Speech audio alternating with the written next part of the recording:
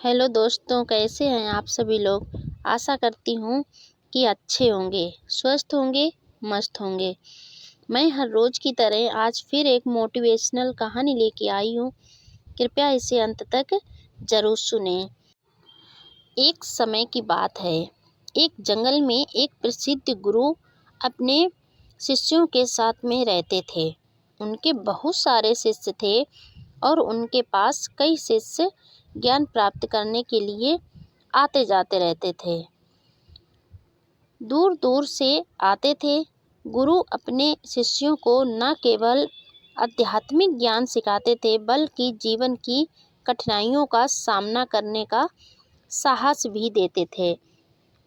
लेकिन उनके शिष्य एक दूसरे से बहुत ही जल्दी छोटी छोटी बातों पर नाराज हो जाया करते थे और उनसे बात करना बंद कर देते थे।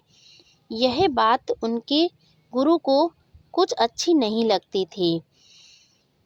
ये सब उन्हें छुड़ाने के लिए और उन्हें एक समान व्यवहार करने के लिए, एक दूसरे से मिलजुल के रहने के लिए कहते, लेकिन वह ऐसा नहीं करते। फिर एक दूसरे से नाराज हो जाते थे। तभी गुरु के दिमाग में एक योजना आई जिससे उन्हें सबक सिखाया जा सके।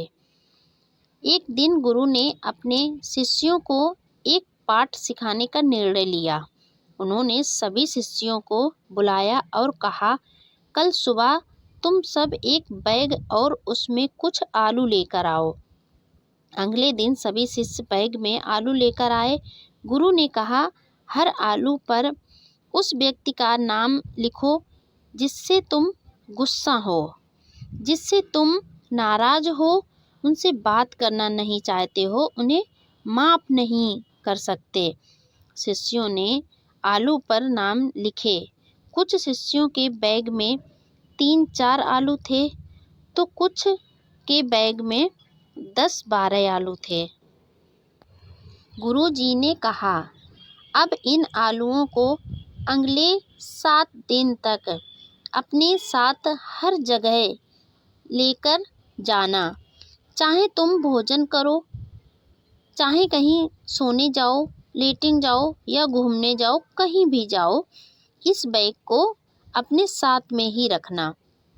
शिष्य यह सुनकर थोड़ा हैरान हुए, लेकिन गुरुजी की आज्ञा का पालन किया।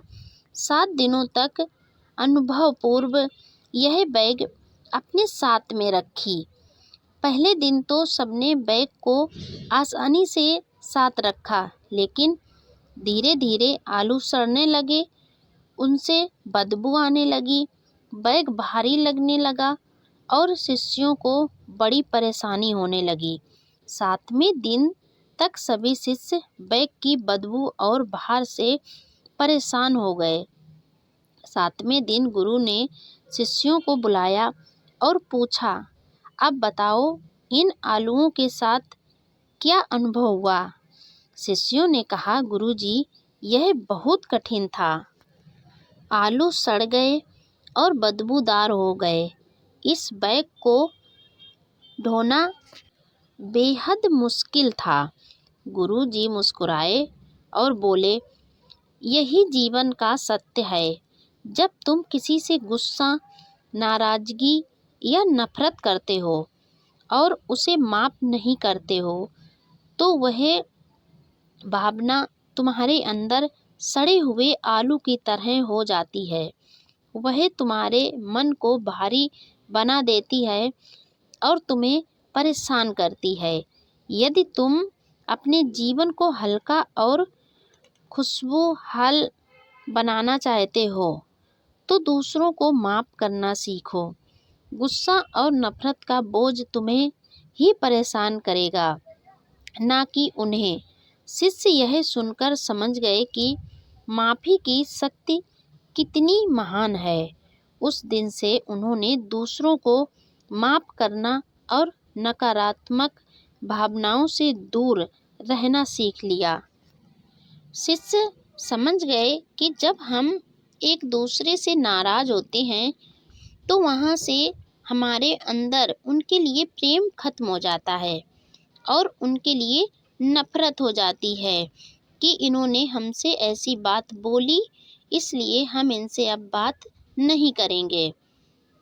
यही भावना लिए हम घूमते रहते हैं और जब भी वह व्यक्ति सामने आता है जिससे हम नाराज़ होते हैं, तो हमें वही बातें याद आ जाती हैं जिस बात से हम उनसे नाराज़ हुए थे। शायद उस बात को लेकर 2, 3, 4 दिन बीत भी जाएं, महीना बीत जाए, लेकिन फिर भी जब वह सामने आता है तो हमें वही पल याद आ जाते हैं। इसीलिए हमें किसी से अगर नाराज़ होना है तो कुछ ही पल में उसे माफ़ कर देना चाहिए।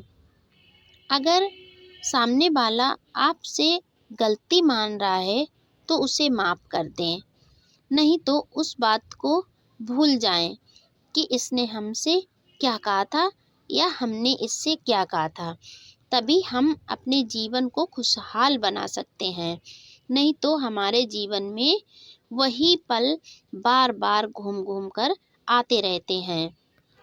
जीवन को खुशहाल बनाना चाहते हैं तो माफ़ करना सीखें। जीवन में माफ़ करना सिर्फ दूसरों के लिए नहीं बल्कि अपने लिए भी ज़रूरी है। माफ़ी से मन हल्का और खुशहाल रहता है।